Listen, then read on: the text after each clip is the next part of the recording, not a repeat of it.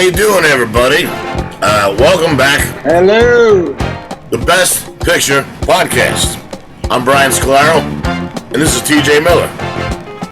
I'm TJ Miller. We took a long break because of the strike.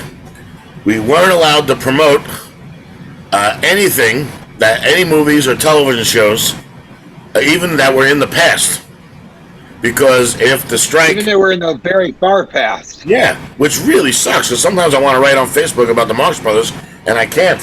Because if the strike lasts a long time, which it did, then without any new productions, the streaming services were going to have to depend on their library. So that's why we can't promote things in the library. So, but now it's over, and so we're doing this. I'm Brian SCOLARO. I'm TJ Miller. This is the Best Picture Podcast. Now, should we just jump right back to where we left off? I think so. Let's see what it's all about. What's it all about? Alfie, make a hammer sandwich. Alfie. I never saw that movie. I just know the song. You didn't really see the movie. I'm not sure I have seen the movie either, which is why we are... the worst people to do this show. Yeah, right, Bob. We are absolutely fit to do the show. Well, your original idea, which I didn't realize, was to do one movie per episode. And yeah, which is crazy. I think it's a great idea, but you know how much that would have taken us forever. That's true. Yeah, and also, there's a lot of movies I don't really want to see. And let me share my screen, and we'll get to it.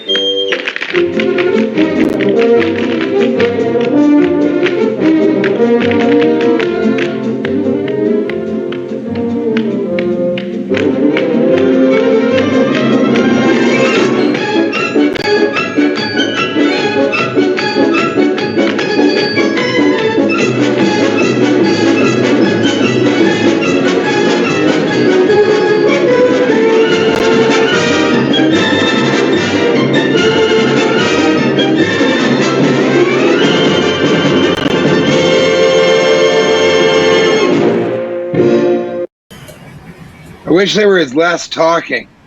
Yeah, and too many black guys. Too many black people. Yeah. I think it's so interesting that first thing that came to mind is that you know, in film now it is so unimportant that you could dance, right, or sing. That just, it couldn't be less important. I love that we used to have to put on the back of resumes, I love that you would put special skills. Yeah. People would put some tap, not even if you could tap dance, some tap. Yeah. You know, I took, I could ride a horse. That was a big one. Vin Diesel, it says you can't tap Vin Diesel, so sorry, we can't use you in Fast and Furious. Can you tap Vin Diesel? Yeah, so it's you know, so that's interesting that was such an important component of film then. And so if you were a great dancer, you had a shot at being one of those, you know, soldiers. Right. Or being, because musicals were still so relevant and people were seeing musicals on stage. And so why wouldn't you go see a movie with a star where they could do all of it but on the big screen? Right. And I'll say this about Gene Kelly. He must have made it okay for men to like dance because he dances in a masculine way, Gene Kelly. You know what I mean? Like, never once.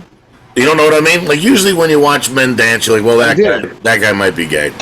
But Gene Kelly, you know, he's just a guy who likes dancing.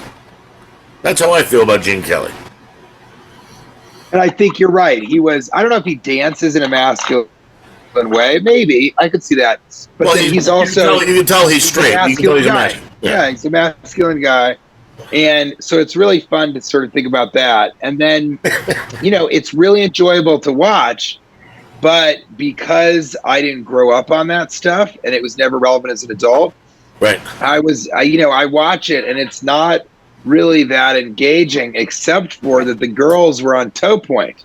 Talk about a masculine consumer of dance culture. Right. I looked straight at the women's feet and said, they're on their tippies. Yeah. They're on their tiptoes. Yeah, that's to me. I just want them right in my mouth. You know, that's what I think about.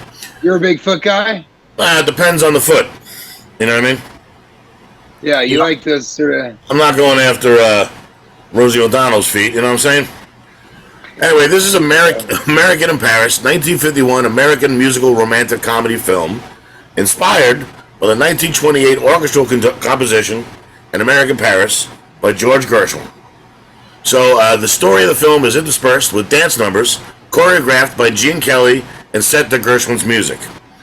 MGM executive Arthur Freed bought the Gershwin musical catalog from George's brother Ira in the late 1940s, since George died in 1937. So, you know, some of the songs, I Got Rhythm, Love Is Here to Stay, I Built a Stairway to Paradise. It's like, so this was, I guess, a big fucking thing. George and Ira Gershwin were, I mean, still when you hear their names, even though I can't tell you what songs were theirs, I know that they were the most famous composers probably ever. You know what I mean? George and Ira Gershwin. And I think that yes. And I think that I've Got Rhythm. There's some songs that just have made it all the way to current day. Right. And, you know, I think that, again, not a movie that I would right away kind of say, oh boy, let me get in on this. But definitely respect it. And the first thing I thought when you said that is, you know, people say, oh God, everything's based on a previous IP. And nowadays they don't make anything new that's just new for the sake of being new. And I think that's so bizarre, because kind of the truth of the matter is that we kind of, how do I say this? We think about things right now in those terms, but back then they're making movies from the IP that is a compositional, you know, album or orchestral body of work from the Gershwins, because they know it worked. Yeah, and they do the same thing with books and the same thing with plays, you know? The exact same thing, because it's always so much money that it's about what is our best bet to make sure that we make our money back. Right. And previous IP that's successful is one of those things that shows, hey, you know, this is a, this is something that's popular, so it'll translate to film, and then we'll make more money. So that's interesting too, because I didn't know that. I didn't know that American Paris, and I look at all of these films, and as we've gone through them, I looked at all of them as if they were just original ideas. Right. And they're not. I mean, To Kill a Mockingbird is a book, but it went all the way back. You were talking about stuff in the very, very beginning that was based on books. Some of the war films that we went through, you know, based on books. Well, American Paris American in Paris was an enormous success, garnering 8 Academy Award nominations and winning 6, including Best Picture, as well as earning other industry honors. In 1993, it was selected for preservation by the United States Library of Congress in the National Film Registry, and it is ranked number 9 among AFI's greatest movie musicals, which is interesting. Okay, I was going to say. I wonder what the other ones are. The Shining, Clockwork Orange, Platoon. Platoon, I love. Two Girls, One Cup. A couple of those ones in Platoon. Yeah. That was previous IP also, because they had gotten into that shit before, and then they got into that shit even more. You know. Yeah. I'm gonna look up what the number one. Yeah. You do because I am interested in that. And while you're doing that, I'm gonna say Platoon is the hardest movie to jerk off to. That, Schindler's List. Don't make that face at me. Brian, Platoon's got great and hot and heavy scenes. You're just not applying yourself. The Kevin Dillon scene where he beats the retarded out of death. That's a good scene. I'm getting hard now thinking about that. Jesus Christ. Number one musical AFI. Yeah, curious. Yeah, and it's got really catchy music, even from that one. But you mentioned the other songs, like I've Got Rhythm. All that is like really, really great. I've got spatulas. I don't. This is the list is. Can you guess? Actually, can you guess? Because once I see them, it makes a lot of sense. Let's think of the other great musicals. Hello, Dolly. No, probably didn't make it. You tell me. My Fair Lady is number 8. That's up here. A Star Is Born. I hadn't seen. Mary Poppins, number 6. For whatever reason, you don't think of that as a musical. Yeah. Cabaret makes sense. The Sound of Music is number 4. Sound of Music, for God's sakes. Great one. And then number 2 is West Side Story. Oh my God. Of course. And then here's the one that I should have thought of that I think is maybe the number 1, which is the number 3 is The Wizard of Oz. We never think of that as a musical. It is a musical. Yeah. Somewhere Over the Rainbow. It's a musical throughout. Everything. Although I don't remember any songs in the last half of the movie. Can you remember any songs in the last half of Wizard of Oz? I know. Is it If I Only Had a Heart? Well, that's when she's still meeting everybody. If I Only Had a Brain, and then If I Was the King of the Forest, and then Follow Yellow Brick Road, Ding Dong, the Witch is Dead, Somewhere Over the Rainbow, and then the music just kind of stops halfway through. Well, no. Ding Dong, the Witch is Dead would be after. That is at the end. Is it? No, that's the beginning, when the first witch is crushed by the house, isn't it? Or maybe they bring it back. I don't think so. I think that's at the end.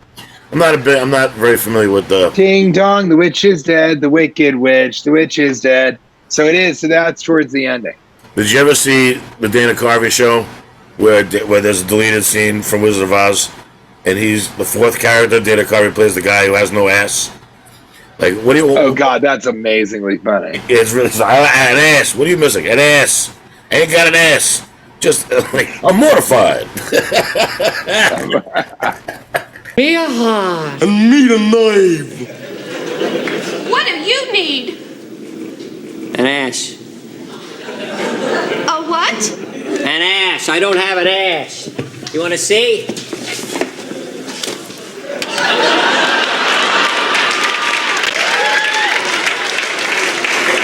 No ass, only skin. Right there. Take a look. I'm mortified. What, are you scared of it? Yeah, I'll show you what I mean. Oh, the hours I would while with Naimarudica smile. The days would quickly pass. Oh, the ladies would be swooning. Well, I would be just mooning if I only had an ass. I'm mortified. Some think it's a gas, but it's just awful not having an ass. It's really, there's a whole song. Anyway, it was like so. I have no problem at all with Gene Kelly in these movies. My father probably showed me the movies when I was young, but you know, I mean, like it was dancing wasn't my thing. You know. Yeah, and I don't think musicals were ever my thing, but it's so funny now that we read those other films. Yeah. Of their sort of top 10. I love Wizard of Oz, love Mary Poppins, love Sound of Music. Okay. And so I do like movie musicals. It's just American in Paris seems like a musical that they made into a movie, whereas Wizard of Oz feels like a movie that is a musical. You know what movie I would put up there, because I do love the dance sequences and the music, is Blues Brothers. There's a lot of musical and a lot of music scenes and a lot of dance scenes, and I would put that up there. But that's a cocaine-fueled movie. You'll never see it up there. Yeah, for sure. Yeah, and I think it was that came too late. Well, no, it didn't, because Moulin Rouge was 2001. I don't like Moulin Rouge. Moulin Rouge to me is just this. It's just this. People walking towards the camera. That's all it is. Yeah. Every fucking scene is walking towards the camera. It's like it's a guy directed by a musical video guy, and it's so fucking boring. Yeah, well, that was Baz Luhrmann, right? Or no? Yeah. Yeah, and so all his stuff. I was watching Elvis, and in the beginning, I almost got seasick. I was like, "This is awful. I don't want to watch this movie's terrible." Went out to the concession stand to get like some booze and some popcorn, and I talked to the guy. I go, "Have you seen Elvis?" And he goes, "Yeah, I don't know. I mean, I usually don't like Baz Luhrmann, but it's pretty fun." And I go, "Oh yeah, it's Baz Luhrmann." He goes, "Yeah." I said, "Yeah, I was just in there being like, what the fuck is wrong with this movie?" But now it makes sense.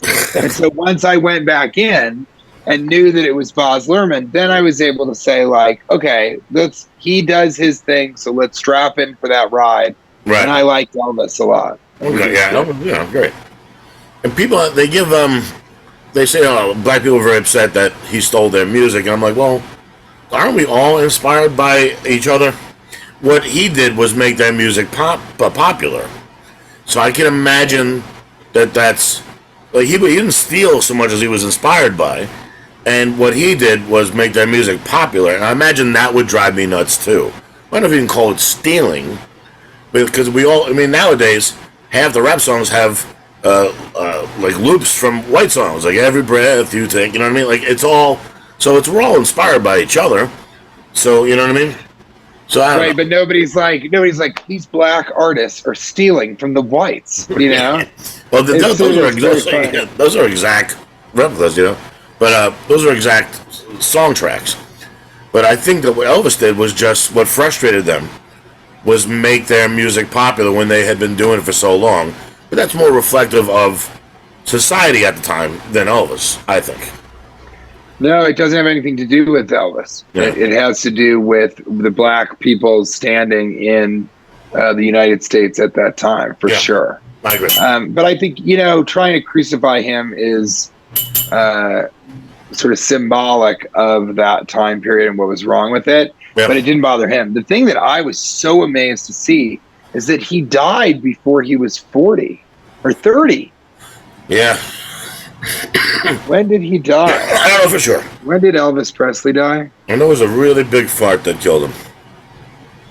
It was, right? Yeah, really big fart. Nobody had any idea. Interesting guy. We're kind of getting off topic here, but yeah, but I like that. Let's hear. How old is Elvis? I almost died like Elvis. I almost died like Elvis right there. Thank God it was a burp. That's called a reverse. That's a reverse Elvis. Right. Yeah. So he died when he was 42. So that's amazing to me. Also, that people lived so little then compared to here. He died and he was middle aged, essentially. Yeah. Yeah. Oh, a lot. Like John Candy. We're past the age John Candy died, and all that does is make me feel like a failure. But I like that. You're like, I'd rather live less and be more successful. I didn't say that. It just made me feel like a failure. Like, well, that guy was working when he was 18. All right, hey, let's go. Let's move on. We're short. This next movie. All right, let's do it. This next movie, I want to say this about. I always heard this movie is not that great. It's one of the ones. Really? Well, it's one of the ones on the list. Like, if you look up a list of movies that won the Academy Award that shouldn't have, this movie's on the list. But this scene, when I stumbled on this scene years ago, it stuck with me. The same way it stuck with Spielberg, because it's in the movie The Fabelmans. In The Fabelmans, the scene, he shows the scene.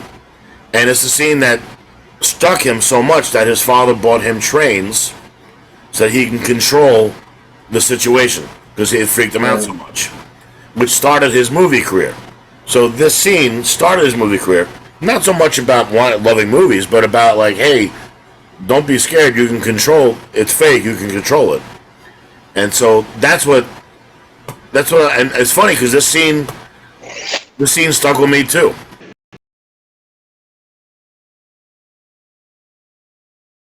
I must turn the lights down the track. Crazy lunkhead, give me that weed. They're going to turn the lights down the track. The train! Stop the train! Stop the train! Stop! Can't you see the lights? Stop! One section, big hole! Angel!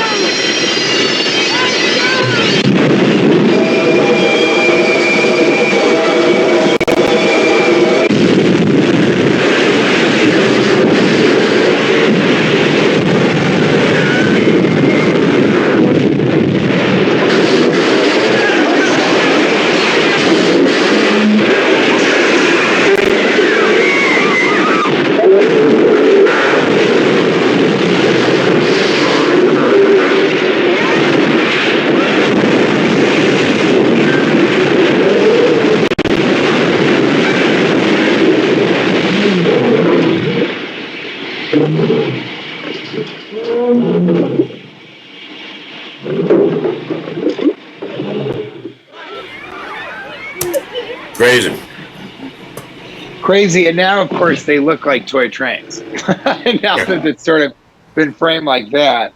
But I think what is so scary is, you know, him coming at me, kind of going full speed and not ever thinking to turn at all. It's just sort of a suicide mission. Yeah. And then you don't know if, I guess he slowed the train enough that there are survivors or something. And I need to see the film. What he did. He saved the lives of the people on the train. You know, it's crazy. Yeah, and there must be some. Again, I can't wait to see it. There must be some component of it that is. How do I say this? There must be some component of it that is about the animals escaping. I don't know if they're mistreated in the film. No, they catch them. It's a very happy family. The circus is, you know. So I don't think that sequence is in there. It's not about the animals being mistreated. It's just about, look at the damage that just took place. But they go get the animals. That doesn't become a major plot line. Greatest Show on Earth, 1952 American drama film, produced by and directed by Cecil B. DeMille. Shot in Technicolor. Released by Paramount Pictures. Set in Ringling Brothers and Barnum and Bailey Circus. The film stars Betty Hutton and Cornel Wilde as trapeze artists competing for the center ring, and Charlton Heston as the circus manager. Jimmy Stewart also stars as a mysterious clown who never removes his makeup. And Dorothy Lamour and Gloria Graham also play supporting roles. Anyway, film won 2 Academy Awards for Best Picture and Best Story, and was nominated for Best Costume Design, Best Director, Best Film Editing. It also won the Golden Globes for Best Cinematography, Best Director, Best Motion Picture. Interesting. I mean, Cecil B. DeMille is, I'm ready for my close-up. Right. Mr. DeMille, and so he is such a famous mainstay in the history of American film. And it's, again, this was this thing where big worked. I mean, again, we just say, oh, these Marvel movies, it's all huge tentpole movies. This clearly was a film. You know, they're using toy trains, but look at the wreckage they have to do and the set pieces. And so it really, this again was an era of still bigger can be better. I think that all started with Gone with the Wind. I think they found that if you make a movie big enough and it connects with people, whoa, you know, right. I mean, that's the deal. This beat out High Noon, which is now probably, The Quiet Man. It beat out The Quiet Man, which is one of my favorite movies. The Quiet Man. Really? Well, it was my grandmother's favorite movie, and I watched it recently. We talked about it on a past episode. Beat out Ivanhoe and Moulin Rouge. So I think because of the spectacle of it, it won. Probably because of this scene. And I forgot to mention, American in Paris, it beat out Streetcar Named Desire. So, wow. yeah, it's interesting how what's popular at that time. So in 1951, after the war, I don't think people wanted to watch fucking sadness. So they probably were really excited about a guy just fucking dancing in the streets. American in Paris. You know what I mean? And The Quiet Man. Exactly right. Yeah, it's interesting what won, and these are both big spectacle movies. Interesting. Yeah, I think it's very,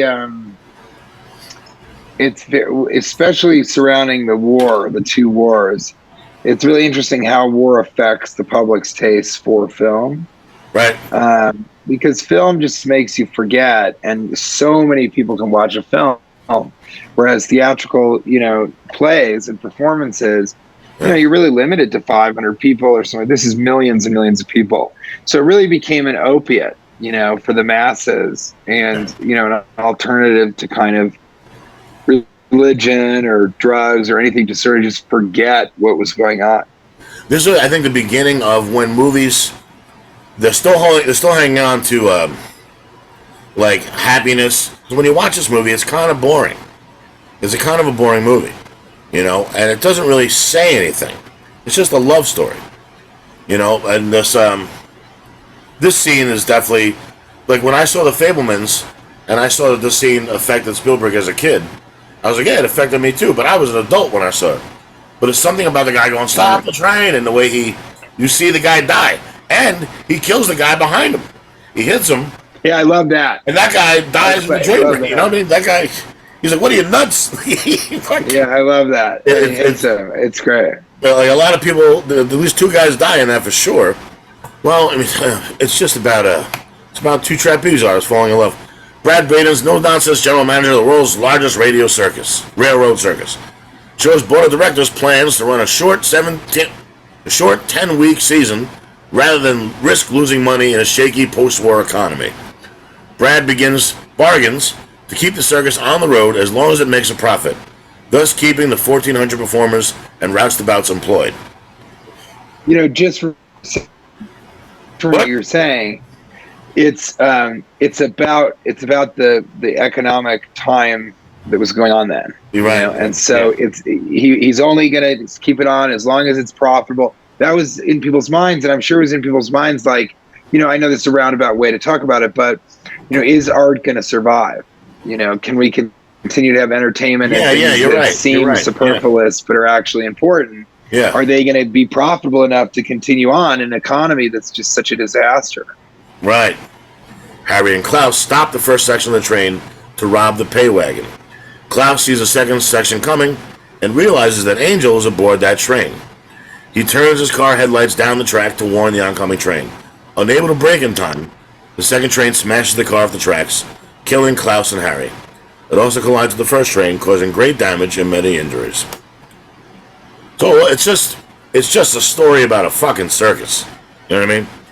It's a nice story. Yeah, but it's pretty compelling. Yeah, but it's compelling. The Buttons is a fugitive. This love story, a trapeze artist with a paralyzed arm. Yeah. How can he continue? So I think I don't know. There's something great about how refreshing it is, how different it is, and how it's about something that everybody knows, the circus. And remember, the circus was much more relevant.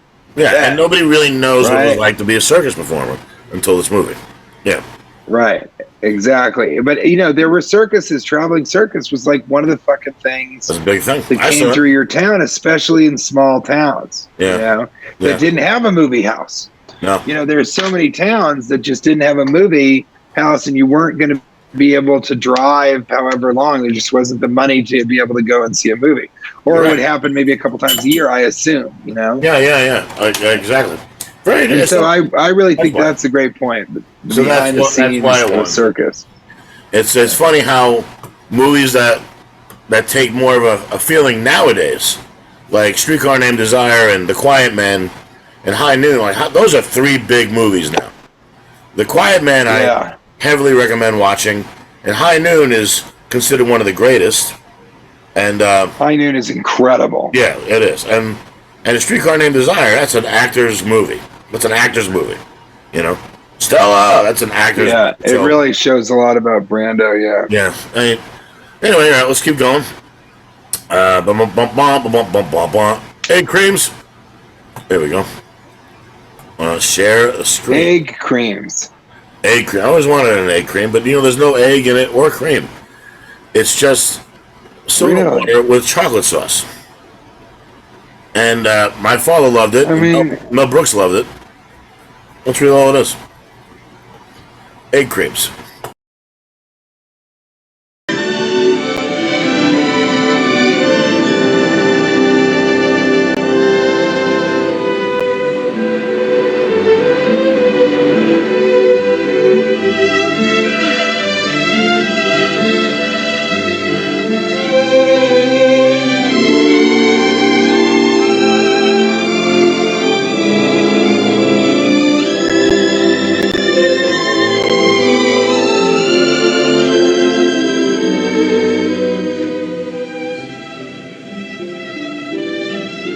I never knew it could be like this. Nobody ever kissed me the way you do. Nobody? No, nobody. Not even one? Out of all the men you've been kissed by? Now that'd take some figuring. How many men do you think there've been? I wouldn't know. Can't you give me a rough estimate? Not without an adding machine. Do you have your adding machine with you? I forgot to bring it. Then I guess you won't find out, will you? Maybe I already know.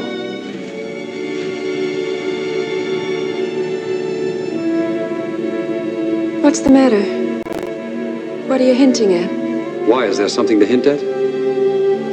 Maybe there's been a long line of beach parties. You must be crazy. Am I?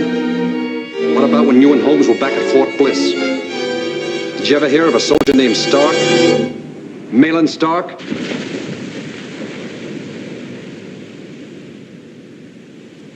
Why, yes. Why, yes. You knew him too, didn't you? Didn't you? I had to go and forget you were like all the rest of them. Only it's true, ain't it? Well, ain't it?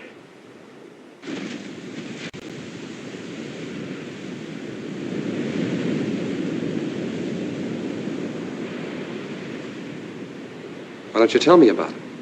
Tell me the story. There's always a story. You don't leave a person anything, do you?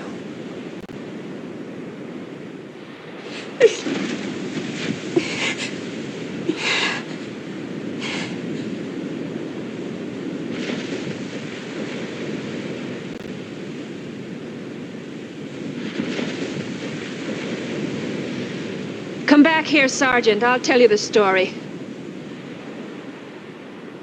You can take it back to the barracks with you.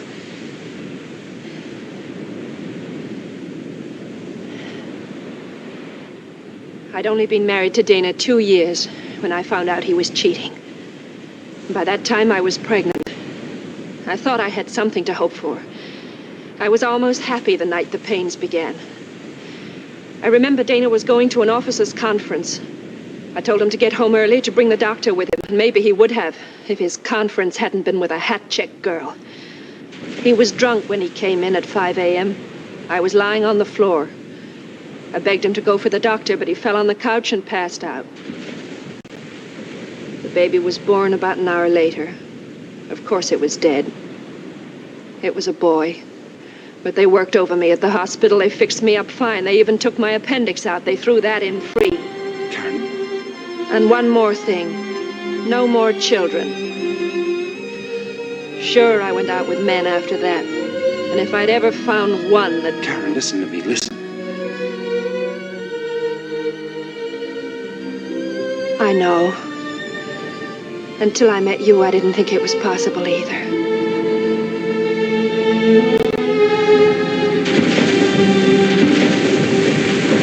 That scene takes you down a long journey.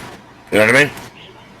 Yeah, it's a lot all at once. It's so funny when you see the clip. Usually, it ends with that kiss. You don't see this sort of discord and the fight that starts, and she almost hits him, and Yeah. He's calling her a slut, essentially, and she says, I had somebody cheating on me, and he was a drunk, and then I had a kid, and I don't want to, I mean, miscarriage. There's a lot there. Yeah. Man. And he's like, oh, all right.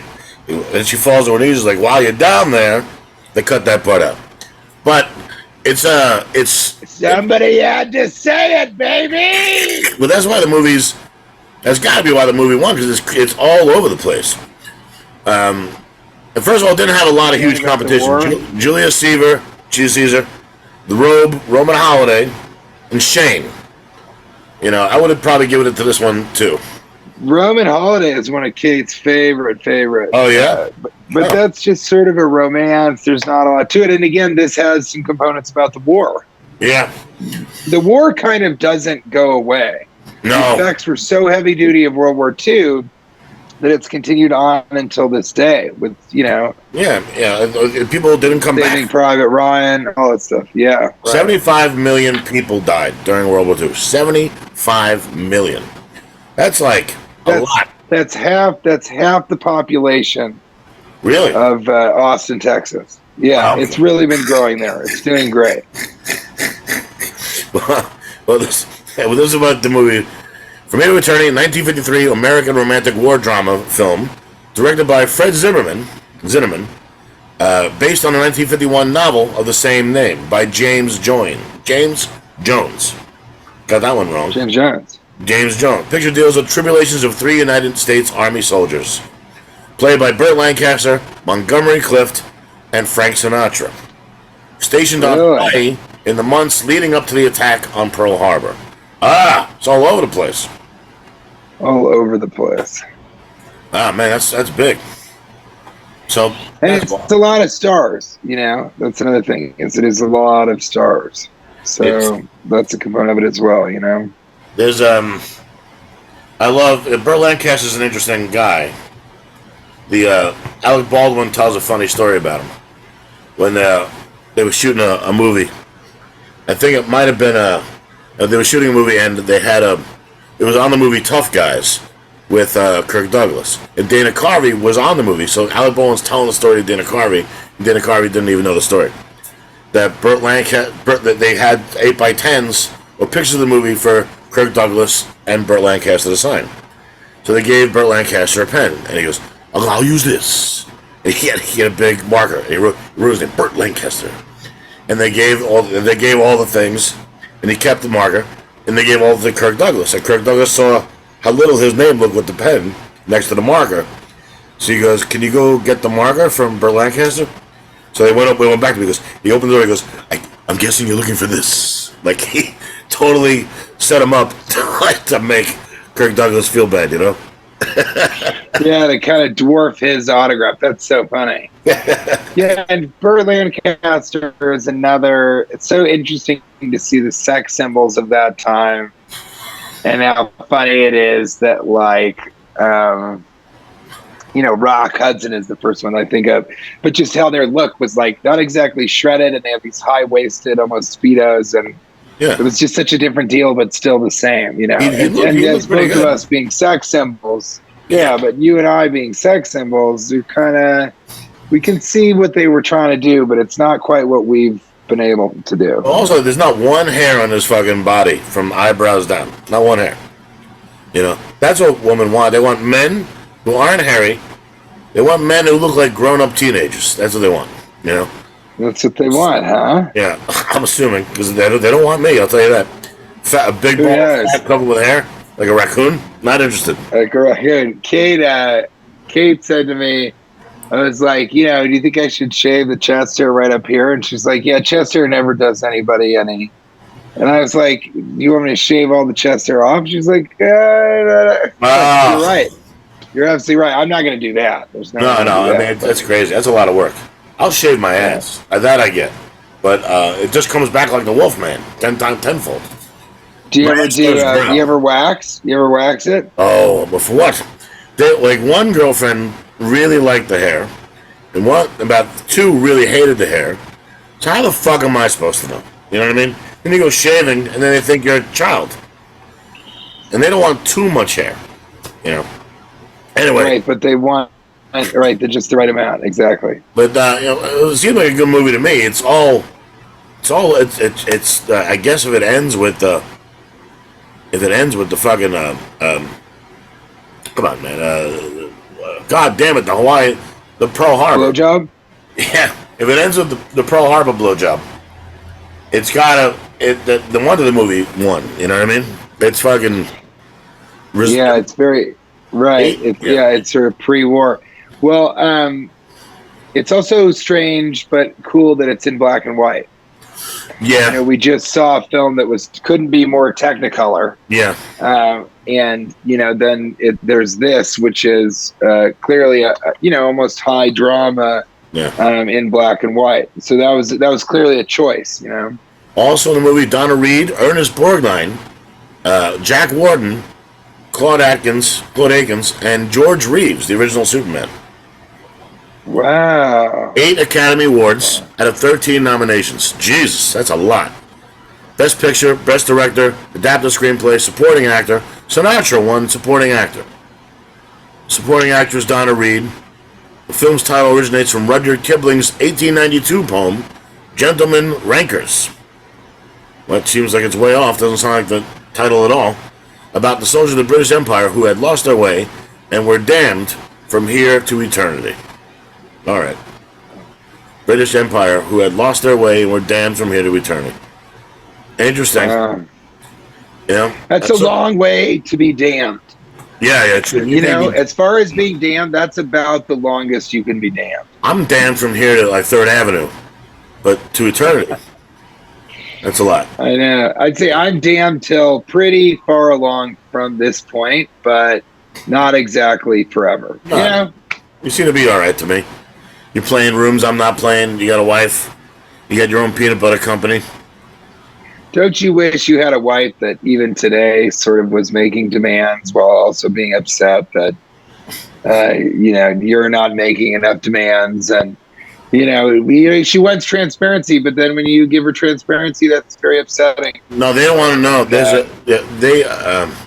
Women want a man who talks, but not that much. You know what I mean? They don't. They want to know your thoughts. I think that's right. But yet they don't. Your thoughts are upsetting to them. So they there's a very British funny skit that I just saw the other day, where a woman says, it's a news reporter. A vacation was ruined when a woman asked her husband what he was thinking. Man has ruined a weekend away with his girlfriend by saying what he was thinking. Our reporter Emma Bradford is at the scene. Martin Bishop and Eleanor Shaw had stopped at a cosy country pub after a romantic walk when Miss Shaw looked up meaningfully at Bishop and asked what he was thinking at that very moment. The weekend was about to go very wrong indeed. I was hoping he would say, maybe this would be a great place to bring the kids one day. Or even something corny but sweet, like, I have everything I'll ever need right here. And what did you say, Martin? I said, pigs are much bigger than you expect. Just in some pigs. One of them was so big you could ride it. More from us later. He goes, and what else did you say? That one was so big I could ride it.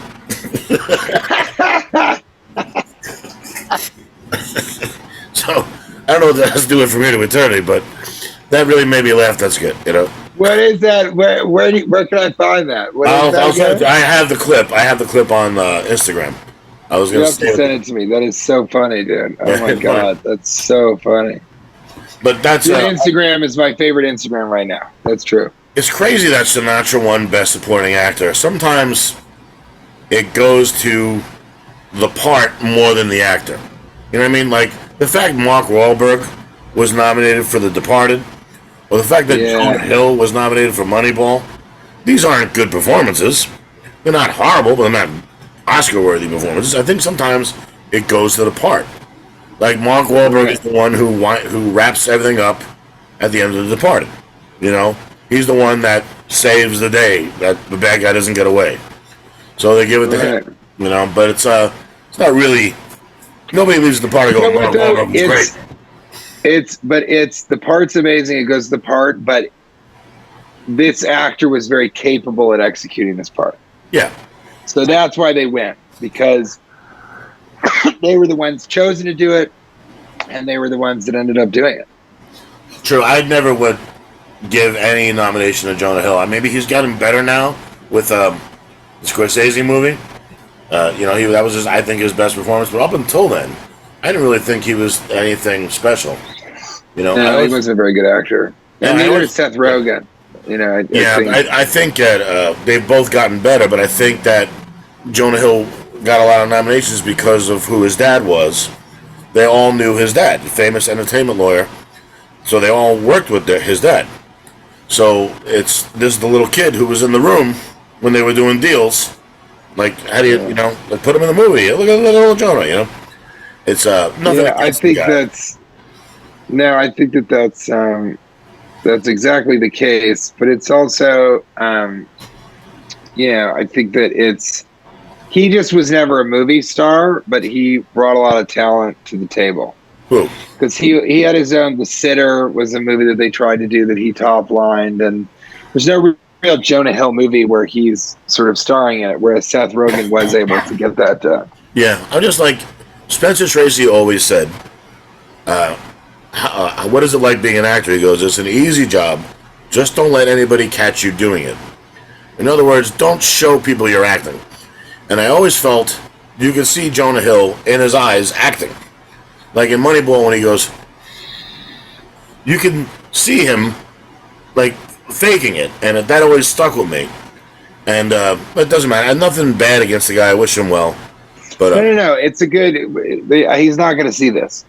So it's just a good assessment. It's a very true assessment of of him as an actor, and he's never really been impressive. No, and then one more insult on him while we're talking about him. That there's a way. I remember once I had a test for a Brett Ratner pilot. And I was in Chicago at the time, so I had to go on tape for it. So, and the old man who taught an acting class, I had to go to his house and do it. And he was really bad. So I had to change the reads I had prepared to encompass his reads. So I had to if he read a line that was blah, I had to start my line off that way to bring it back to where I wanted to go, where it worked. So the one when I got the part, she goes, you know where you got the part? I go, no. Because you made that guy look good. Yeah. Yeah, and so I always felt that Brad Pitt deserved 2 nominations for Moneyball. One for his own performance, and one for making Jonah Hill look like an actor. That's so funny. I think that's true. 100%. Anyway, take that, Jonah. Brad Pitt is so good. Take that, Jonah. Yeah. Thanks for tuning in. You little pig. You're a big enough pig. I think I can ride you. That's crazy. I'm fat too, Jonah. Yeah, so let's do one more. All right, one more. Oh, we're done already? 3:26. What time do we... Oh, yeah, we are right. You're right. Jeez, I was having fun. I'm having fun too, but there's more to come.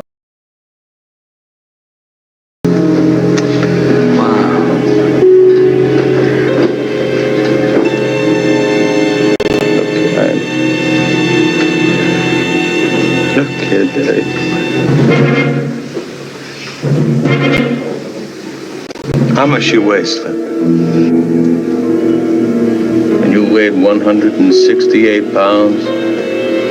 You were beautiful. You could have been another Billy Kahn.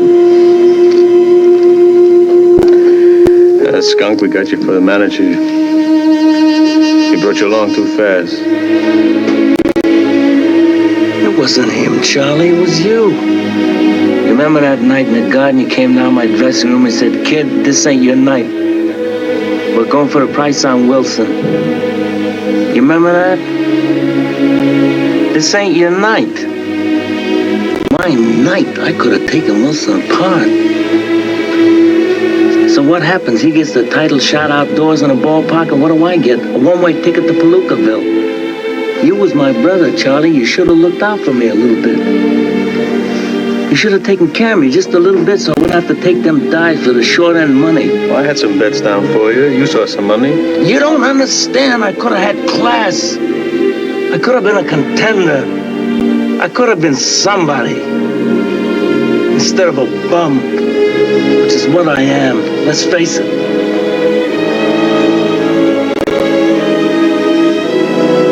It was you, Charlie.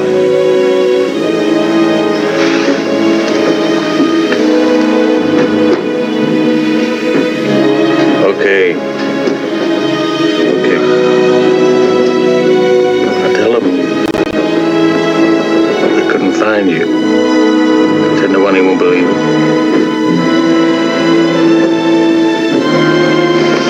Here. You take this. You're gonna need it. It's the famous scene. I could have been somebody. I could have been a contender. That's tough to watch, I think, for everybody who feels like they had a shot, but somebody else kind of messed it up for them. Yeah. Because if it's yourself, it's easy to wrap your head around what happened. But I know as much as anybody that if somebody really fucks you over. Yeah, and so do I. So do I. Yeah, right, exactly. And it's frustrating when you think of what you could have had if it wasn't for this other person. And I've had at least, there was one big one, and I know there was one big one for you. And it's frustrating. But you are not a bum. You're still playing clubs. They won't even call me back. I know. Well, you love to get into that. Well, I'm just saying you're not a bum. Love to get into that. But I'm saying what he's saying there is not just I'm a bum. He's saying I could have been a contender. Yes. And I could have had class, and instead I'm not that person. Right. I wasn't able to do that. And, it's so funny. You're always so self-deprecating. But I went to the Comedy Cellar to watch you, and after you complained, and I know you're very. I don't even want to be here. I hate this. Look at me. It was 2 in the morning. It was 2 in the morning. I know. But then you go downstairs and you fucking destroy, and everybody's crying, laughing. And I'm crying, laughing. And, you're one of the best comics in New York City. Absolutely. Right. Top of the pyramid. And you are one of the best comics and actors. And my whole point is that I understand that. Yeah, but I'm not at your level. I'm not going in and making people fucking cry from laughing. At the most, I get this. I get right. You are doubled over, crying, laughing, having trouble breathing. My audiences are going, oh, it is very funny. Cheeks hurt a little bit. That's it. Well, I think that movie won. Thank you. I think that movie won because everyone can identify with it. You should be shooting a lead in the movie right now instead of being in Utah. I should be second lead in a sitcom right now if it wasn't for this person. And I think that everybody feels, I could have been the head of that office if it wasn't for June. You know what I mean? Like, everybody can identify with being cheated. And you've suddenly become, not you so much, and not me if you go by stand-up, but you suddenly become like an enemy or a bag. Like, he's now got to take a gun with him. He's a bum. And it's frustrating. And we can't not talk about Marlon Brando in that movie, about the acting style he brought to it, because that's what many people feel was, first of all, the movie beat out the Kane Mutiny. It beat out Country Girl, 7 Brides for 7 Brothers, and 3 Coins in the Fountain. Well, of course it did, because now we're getting to where the movies are getting deeper. They're getting more. They're getting deeper into the human psyche than people dancing in the fucking street. You know what I mean? Yeah, more substantial. Right. And, I think that what's so weird is, by the way, Marlon Brando looks so feminine. Well, those eyebrows are pretty feminine. Yeah. I was laughing about, Gene Autry being this masculine tap dancer. And then, we see Marlon Brando with basically women's mascara and eyebrows. And his eyes are the most feminine thing I've ever seen in my life. And, that's just so funny that he was this, he lost for a Streetcar Named Desire, right? I mean, that did win Best Picture. But this was a huge performance for him. And he was a great actor. I watched a little bit of this when we talked about it, and I saw almost all of it. And he is good from the jump. He's good for the first time that he says, I thought you were just going to rough him up a little bit. I thought you were going to talk to him. And, because he rats out this stool pigeon who's going to the police about the mafia's control of the waterfront. Right. And the busting of the unions. And they throw the guy that he sort of sold out off the side of a building and kill him. Right. And then he develops this very strange relationship with that deceased guy's sister. And so even within that, he's responsible for the kid's death, but also the kid shouldn't have been talking to the police, is what the kid's father even says, who's another waterfront dock worker. And so within the first 5 minutes, we've got this very strange, not to mention he was a boxer, and that's the reason the mob boss who controls the waterfront, that's the reason that this boss likes him, because he's a big boxing fan. Right. And they just, within the first 5 minutes, they put together this really intricate kind of plot line and dramatic devices and everything like that. And so he was nominated for Streetcar Named Desire, lost. Nominated for Viva Zapata, lost. Nominated for Julius Caesar, lost. Nominated for On the Waterfront, won. Nominated for Sayonara, lost. Nominated for The Godfather, won, declined it. Nominated for Last Tango in Paris, lost. Nominated for Dry White Season, lost. But it's interesting that they kept nominating him even after he declined the Oscar. On the Waterfront, 1954 American crime drama film, directed by Elia Kazan, which is the director who named names during the communism scare. So he was actually kicked out. Yeah, he was kicked out. And I always remember when he came back, and they expected people to boo him.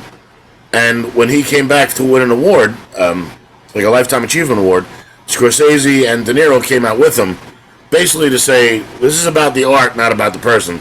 So just their presence made people not boo him, which was a smart move. It stars Marlon Brando, features Carl Malden, Lee J. Cobb, Rod Steiger, Pat Henning, Eva Marie Saint in her film debut. Musical score, Leonard Bernstein.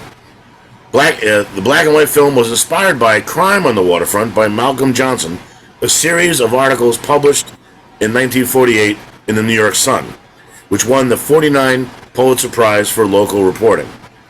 Critical commercial success, one of the greatest films ever made, received 12 Academy Award nominations and won 8, including Best Picture, Best Actor, Best Supporting Actress for Saint, Best Director for Kazan.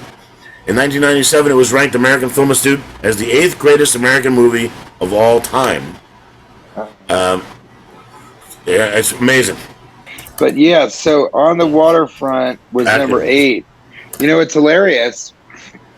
Number 6 was The Wizard of Oz. So again, it keeps showing up. Method acting. The Godfather is number 3, and On the Waterfront is number 8. So he's in 2 of the top 10. Yeah, exactly. His method acting brings together many traditions that focus on losing yourself physically within a character's mindset and expressing that internal self outward. Without Brando's particular training and style of acting, Terry, which he played, might have been played without so much nuance. So this is the movie that made method acting popular. And I think that's worth mentioning, Yeah, and I am anything but a method actor. But I did a film with Drew Barrymore, and she was method acting, and that was really, really interesting. Yeah. And so, people get into it. I think I've done it because it's funny. I'll do it with my body. I'll sort of eat like a character, drink like a character would. But never am I completely trying to become the character. I think that's just too much. To me, I keep I'm playing afraid fat of it guys. being Jonah Hill eyes, as it will now be known. I'm afraid of having Jonah Hill eyes. They keep hiring me to play fat guys, which is why I can't lose weight. It's not fair. It's not fair. It's not You're fair. method acting the part of Yeah. the fat guy. I am one giant shit away from looking cute again. Well, you gotta go. You have to go. It was really good seeing you again. It's great to see you. It's really funny, and we're chugging through. Now we're at the next one is Marty, and that's 19. We're in the 60s yet? I closed it. No, we're still in the 50s. We're still in the 50s. Yeah. I closed the page, so, But it's... All right, well, we'll find out. Yeah, well, on the next episode of Best Picture Podcast. Well, this was fun, man. I'll speak to you soon. I'll speak to you soon. Thank you, Brian. Thanks to all listening. And as we say every time on the sign out, if you're going to be a picture, be your best. And thanks for the compliments earlier. He's gone.